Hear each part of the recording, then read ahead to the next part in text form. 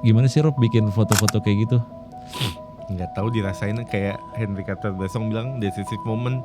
Dirasain aja kali ya, dirasain gitu, coba ngeliat kalau jadi dia. Gue selalu seneng role play jadi orang yang gue fotoin.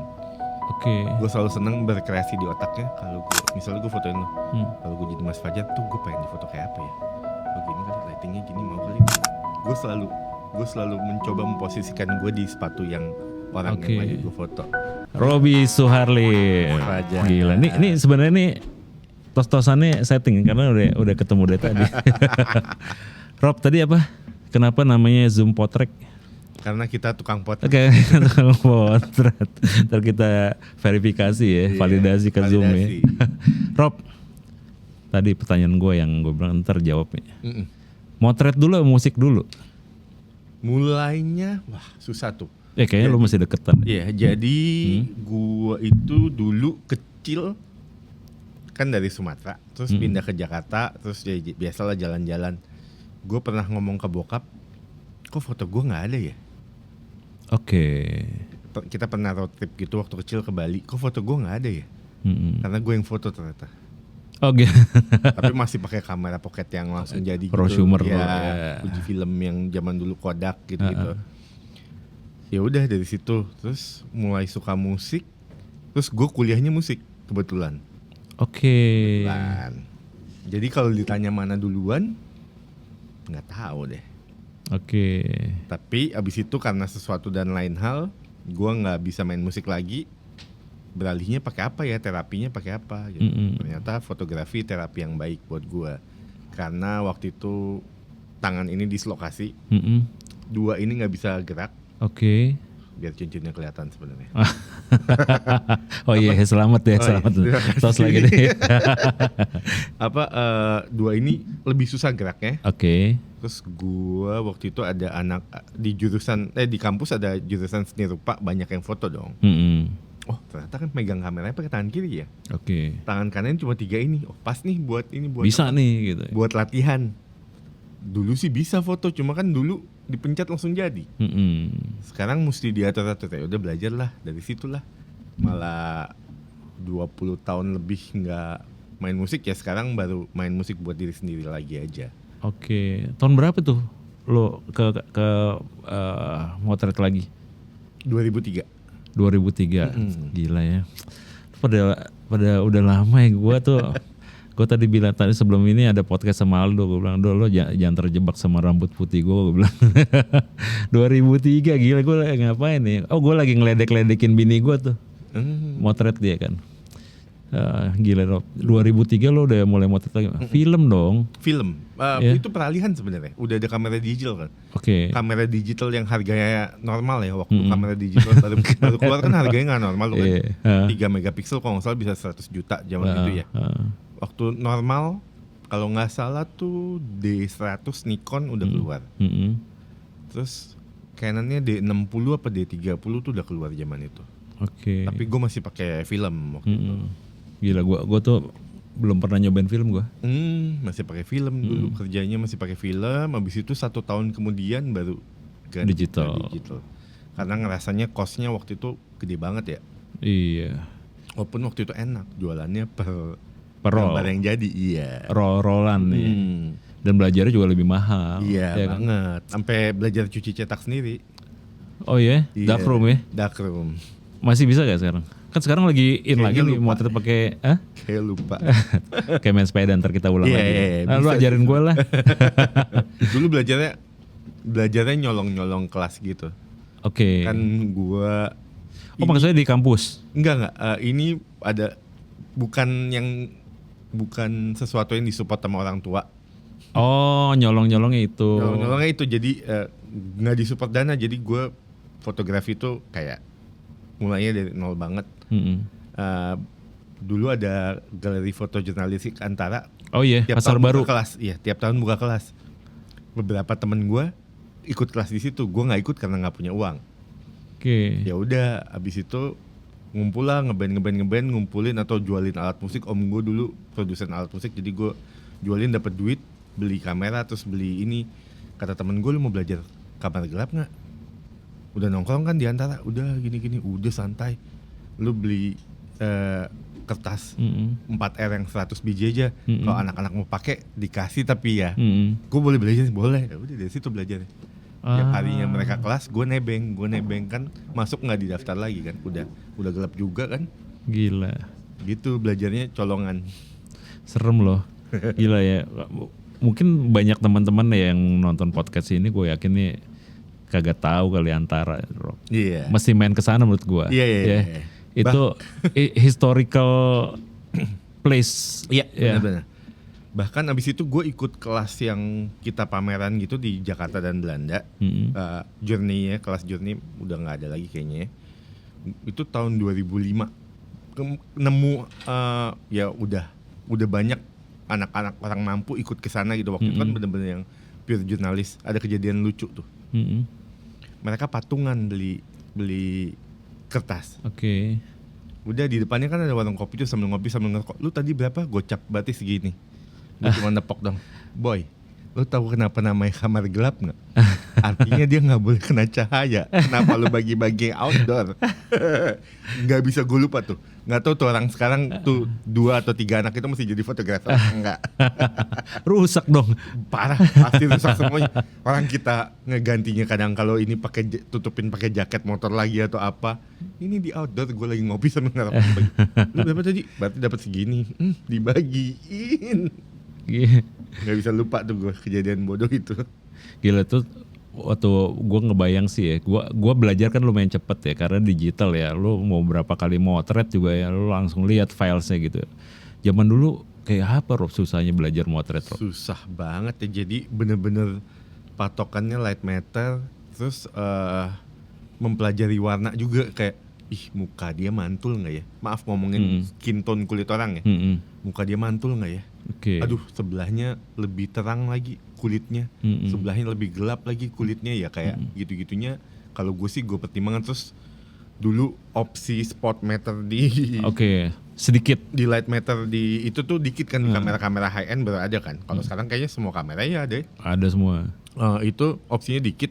Jadi benar-benar kalau punya itu dimanfaatin banget tuh. Oh, di spot di ukuran 1 gitu-gitu. Zone system. Iya, semacam itulah, tapi gue nggak sampai ngulik sampai gitu-gitunya kok. Gila, masih ada gak? Apanya? Foto-foto zaman dulu. Masih ada. Film-film. Wah, masih kenangan ada banget ya, sekarang mahal kali Rob. Dulu gue favoritnya kalau mulai, nah ini sebelum bridging ke ininya, jadi dulu cara paling gampangnya, pengen jadi jurnalis, nggak punya akses, nggak punya apa. Terus gue kuliahnya musik kan, jadi banyak kenal ini. Oh udah masuklah ke Gedung Kesenian Jakarta gitu. Masuk gratis, motret gitu. Ya itu filmnya di-push, belajar nge-push sendiri. Beli filmnya biar murah, ISO 800, di-push jadi 3200, naik 2 stop. Karena makin tinggi asanya makin mahal. Terus biasanya kalau di-push atau di-pull punya karakter yang berbeda gitu. Hasilnya. Biasanya ya. Dulu juga filmnya udah lumayan mahal, jadi ya bener-bener. Kalau sekarang kan 1 kali panggung berapa sih fotonya? Gue biasanya 300-an dulu ya. 36 aja udah bagus. Diperhitungkan. Biasa gue kalau misalnya suka jadi freelance di majalah-majalah gitu, biasa gue batasin cuma 18. Jadi setengah rollnya lagi bisa gue pakai buat job yang lain. Gila ya, sebegitu susahnya ya. Yeah. Makanya ya ada sih orang yang ya lo termasuk orang yang ngerasain apa namanya transisinya kan dari film ke digital kan ya. Orang-orang yang nggak paham itu ya akhirnya jadi, menurut gue gini, harusnya di masa digital ini orang belajar lebih cepat karena lo lebih murah gitu ya. Nah lu bayangin tuh orang zaman dulu kayak Robi belajar film, belajar motret zaman film, lu mau boros-boros lu mahal beli filmnya. Sekarang kayak ISO ya. Iya. ISO setiap kali motret ISO-nya berubah Rob. Zaman dulu masih bisa kan ganti-ganti film ya kan. Dulu gantinya mesti digulung manual, terus dicatat. Makanya kalau nyadar tuh di film suka ada bagian putih, biasanya tuh gue buat spidol kalau gue yang atau orang lain.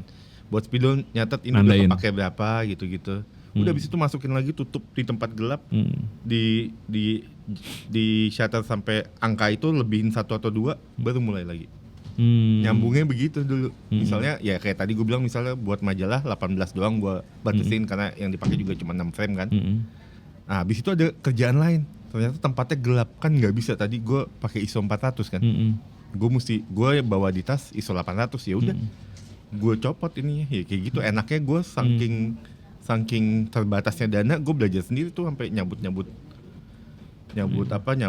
ngeluarin lagi filmnya. Kalau dulu kan mesti beli yang kayak lidah gitu kan buat narik. Ini gue udah nggak pakai begituan, pakai film, kasihin double tap, ditarik. Sambung ya? Iya, dengerin sendiri. Oh ini gini, oh udah ujung nih, udah berarti. Udah enak sih, banyak nguliknya. Beruntung juga tumbuh di masa itu, banyak nguliknya. Terus zaman itu juga orangnya belum banyak, jadi kalau ketemu ngobrol banget gitu kan enak. Ya itu termasuk yang hilang tuh ya. Iya. Bahkan di zaman digital aja menurut gua hal kayak gitu juga udah lumayan hilang. Iya. Sekarang lebih banyak sih fotografi, lebih banyak banget. Terus tempat-tempat yang kayak DOS gini yang memfasilitasi komunitas untuk ngumpul juga lebih banyak. Iya. Cuma entah kenapa menurut gua ada yang hilang, tapi gua nggak tahu ya. Kalau mau kayak zaman gua belajar motret, Rob, gua 2009 motret. Kerjaan gue adalah setiap minggu gue nongkrong Kota Tua. Itu aja termasuk yang menurut gue, walaupun sekarang difasilitasi nih ya, kayak DOS nih, menurut gue berapa kali bilang di podcast sebelumnya, fotografi Indonesia menurut gue banyak utang budi sama Tahir. Iya. Ya karena zaman dulu mana ada sih, Rob, lo mau belajar dengan orang-orang ya workshop. Iya. Hari itu susah, mahal. Nggak banyak juga orang yang ikhlas ngajarin gitu ya. Sekarang lo mau belajar, lo tinggal pantengin DOS punya website, ada aja gitu ya. Tapi ada yang hilang, Rob. Iya. Ya kan? Yang tadi lo bilang kan ya ngumpul-ngumpul nih. Ya, dulu Kopi Darat jam 8 ya gue baru balik kantor gitu, dipaksain gitu ngumpul, ngobrol, bahas ini itu ya kan. Jadi mesti diulang nih. Mesti diulang kalau gue. Gimana bikinnya tuh, Rob? Kita bikin ya abis ini. Gue nostalgia. Gue manusia yang offline, gue bukan online. Jadi gak bisa tuh kalau ketemu. Bisa sih sekarang kalau kerjaan bisa. Tapi kalau ditanya nyamanan ketemu langsung gue. Yes. Bukan manusia yang Zoom meeting aja ya. Kalau itu bisa jadi opsi terakhir. Tapi lu sih emang orang nongkrong banget sih. Kita nanti ketemu jarang. Waktu itu ketemu pertama kali lama di Jogja ya? Iya. Terus kita ngobrol sampai tokonya tutup, iya. Sampai jam 2 pagi ya. Iya. Sampai jam 2 pagi emang confirm lo orang offline. Rob, tapi ya di zaman film ya kemudian transisi ke digital. Apa yang ya selain tadi nongkrongnya ya, dari hasil misalnya, apa yang lo rasa berbeda atau malah nambah bagus atau ada yang berbeda gitu? Makin kesini kalau ngomongin zamannya sekarang nih, sekarang makin kesini kayak semua kamera udah bagus banget ya. Oke. Kayak nggak terlalu ada ya, kecuali yang high end banget ya udahlah dia punya fitur-fitur yang kamera lain nggak punya, tapi dengan kelas yang sama mid range gitu kayaknya semua kamera bagus ya, tergantung kita makainya aja. Jadi kalau gue ditanyain, karena gue nggak punya embel-embel kamera juga ya, gue kalau ditanyain kamera apa yang paling bagus, ya kamera yang lo pakai sekarang tuh paling bagus. Karena semuanya udah rata sih menurut gue. Dan kalau ditanya orang beli kamera ini apa ini, gue selalu ngomong cari yang tahunnya paling baru. Ntar gue pakai itu jawaban itu. Iya kan? Cari yang tahunnya paling baru. Karena teknologinya akan ketinggalan. Iya. Yes. Si teknologi sekarang kan kayak tiap tahun keluar, kayak handphone kayak apa tiap tahun keluar kan. Mendingan kita pakai yang paling baru tapi turun satu level daripada pakai yang lama. Kalau gue ya gitu. Teknologinya kepake banget. Kayak sekarang orang bilang autofocus pakai bantuan AI. Ngapain sih? Ya mungkin di ranah fotografi lu nggak kepake, di ranah fotografi gue kepake banget. Ketika musisinya, kebetulan gue fotografer musik ya, ketika musisinya keluar terus tiba-tiba masuk lagi in frame, atau ada backlight yang kenceng banget yang bikin jadi wash out semuanya, tiba-tiba balik lagi lampunya, udah langsung lonce di situ. Zaman dulu repot banget. Mesti di gitu lagi kan. Iya, makanya gue selalu bilang juga, Rob, kamera ya tadi ya, kamera makin baru ya makin bagus feature-nya. Terus kan banyak yang nanya juga nih, misalnya karena gue di Sony ya, Om Sony keluar terus tiap, ya lu butuh apa enggak gitu kan. Kalau lu butuh, karena kayak tadi Robi bilang ya, Robi lu mau stage kan banyak kan. Ada beberapa feature di kamera baru yang menurut Robi membantu. Membantu dalam artian kecepatan proses ya kan, Rob. Artinya kecepatan proses yang tadinya lama lama nyari fokus misalnya, sekarang fokus lebih cepat. Artinya waktunya bisa dialihin ke creativity gitu Rob ya? Iya benar. Mikirin komposisi dan lain-lain. Gila, ini saking serunya ya, gue tuh sampai kayak lupa memperkenalkan lo dan lo harus memperkenalkan diri Rob. Walaupun gue tau lah orang-orang udah tahu Robby Suharlim ya kan. Gimana Rob? Robby Suharlim coba Rob, apa yang orang nggak tahu di belakang lo sebelum ini Rob? Hai, gue Robby Suharlim. mau dikenalnya sebagai fotografer musik. Mau dikenalnya. Tapi paling banyak sebenarnya melakukan fotografi portrait dan event sih. Event sekarang udah lebih ke tim ya, tapi banyak juga melakukan event dan portrait. Yes. Gitu. Iya. Mau di brandingnya sebagai fotografer musik. Mau di branding sebagai, tapi emang lo, gue tuh kalau keluar nama Robby Suharlim tuh gue langsung kepikiran stage, foto-foto musik yang keren-keren. Kemarin juga kita sempat collab ya di Dos Guava ya, Robby pas apa ya Robby si Liodra. Pas Liodra ya. Oh iya pas Liodra ya. Robby motret buat apa sih Rob disebutnya Rob? BTS ya, BTS-nya. Itu keren-keren. Kenapa lo suka? Ini kayaknya potret kalau lo bikin priority, lo lebih priority pertama stage pasti ya. Iya. Iya kan. Kenapa lo suka itu Rob? Gue suka musik makanya dulu. Oh karena lo suka musik ya. Relate. Gue suka musik. Gila. Menurut lo beda gak sih orang-orang stage photographer yang memang suka musik atau background musik dengan yang memang fotografer aja, kemudian ambil stage. Ada bedanya dikit kali ya, tapi nggak bisa dibilang lebih bagus yang ini diskusi tapi, ya diskusi tapi teman-teman. ada bedanya, pasti ada bedanya gitu. Yes. Mungkin lebih tahu beat, lebih tahu apa gitu, tapi nggak pasti yang nggak belajar musik nggak bagus juga. Ya karena beat ya didasari passion yang berbeda aja.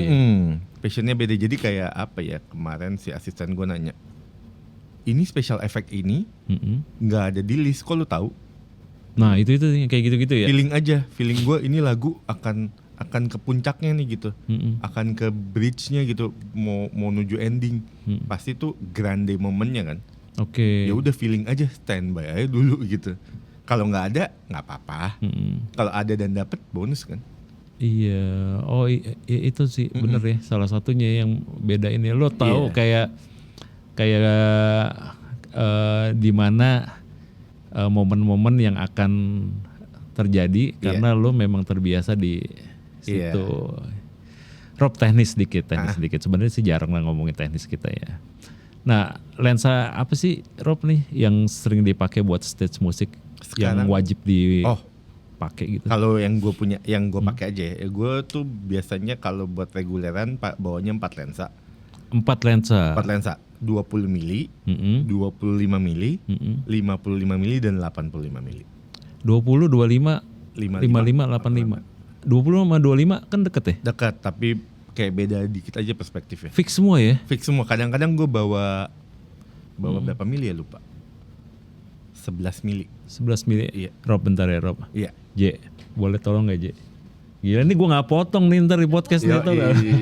Wah ini akhirnya JJ masuk frame. Sampai mana tadi gue jadi lupa? Lensa. Oh lensa Rob. Nah gue pikir tadi, gue kan gak pernah motret stage bahkan ya. Gue pikir tuh lensa-lensa zoom yang sering dibawa sama teman-teman stage photographer. Iya, banyakan mereka bawa zoom, tapi gue kalau festival musik gitu biasanya bawa zoom. Bawa 70-200. 70-200 ya lensanya. Oke, berarti 4 lensa 2 kamera dong? Kalau yang reguler yang daily gitu 1 kamera. Oh iya? Oke. Ganti.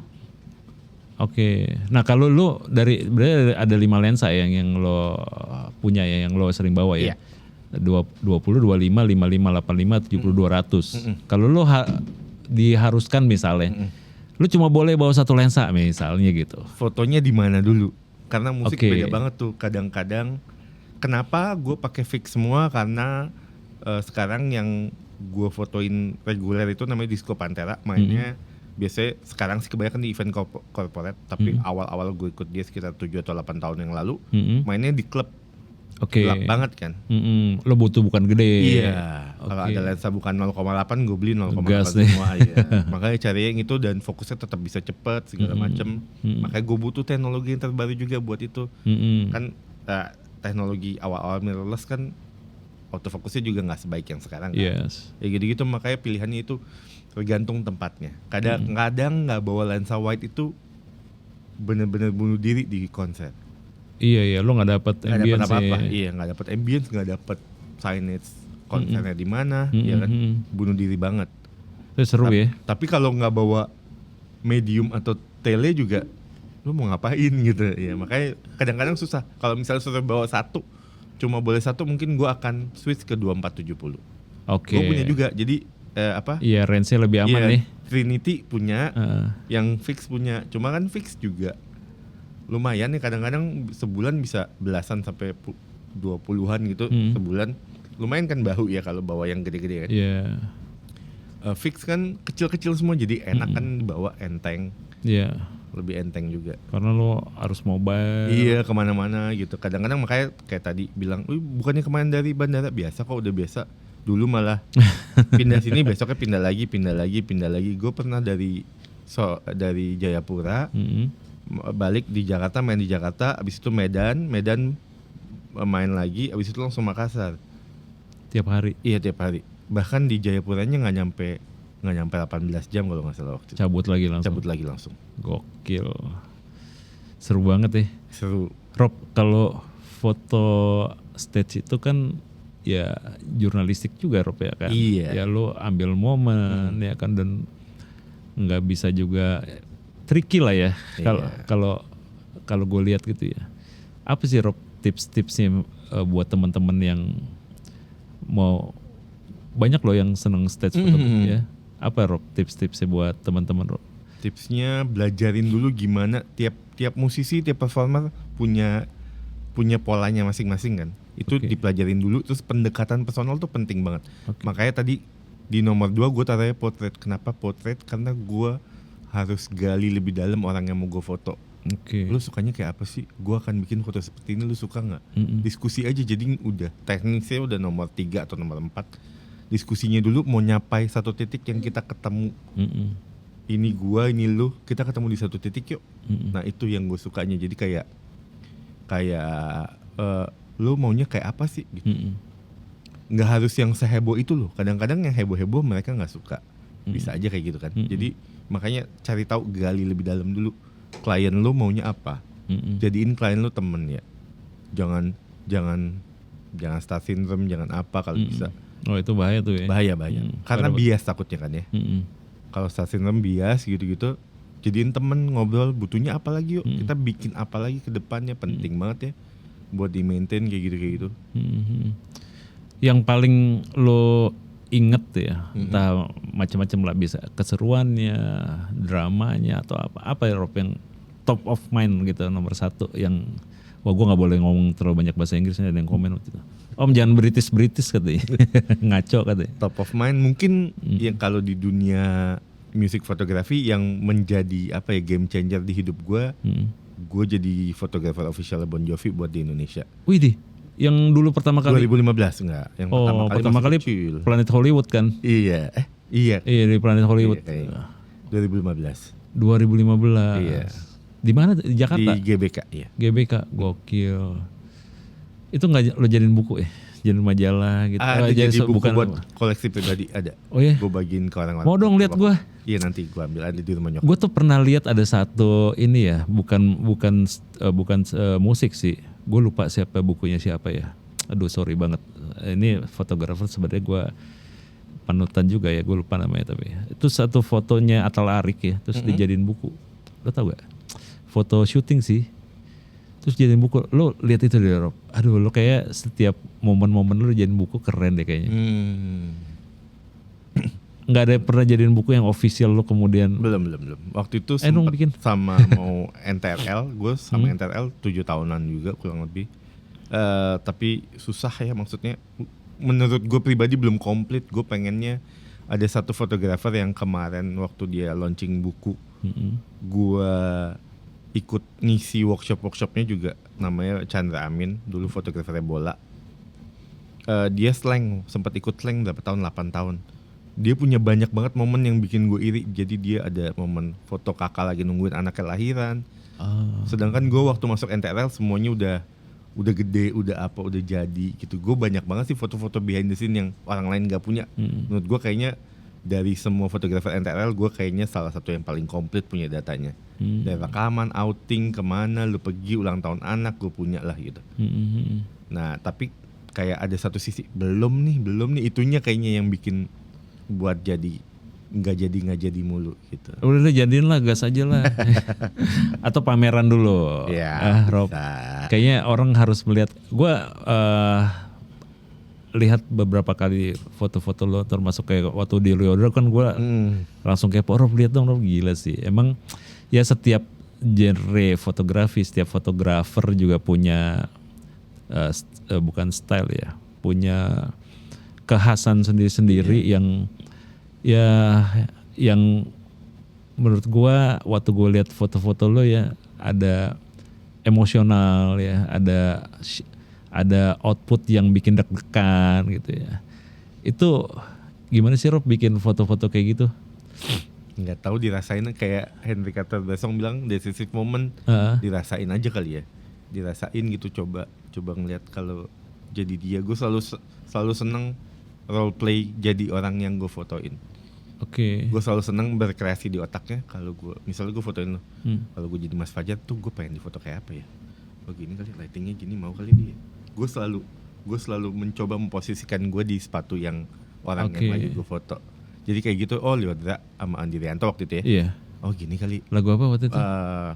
Sang Dewi.